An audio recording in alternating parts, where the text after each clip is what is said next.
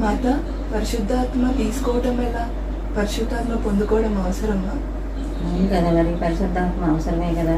పరిశుద్ధాత్మ లేని వాళ్ళకి ఖచ్చితంగా కఠినమైన మనసు ఉంటుంది. వాళ్ళు బయటికి వెళ్ళి వచ్చినప్పుడల్లా దురాత్మను ఎదుర్కొంటారు. పరిశుద్ధాత్మ చాలా అవసరం.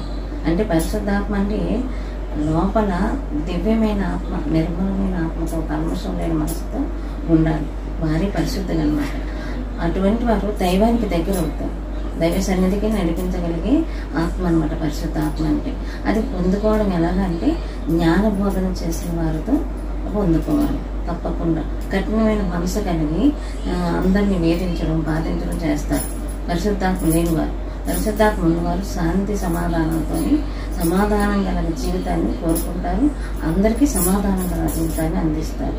ఇది తప్పనిసరిగా పరిశుద్ధాత్మను పొందుకోవడం చాలా అవసరం. థ్యాంక్ యూ మాత, నాకు అర్థమయ్యేటట్టు వివరించారు.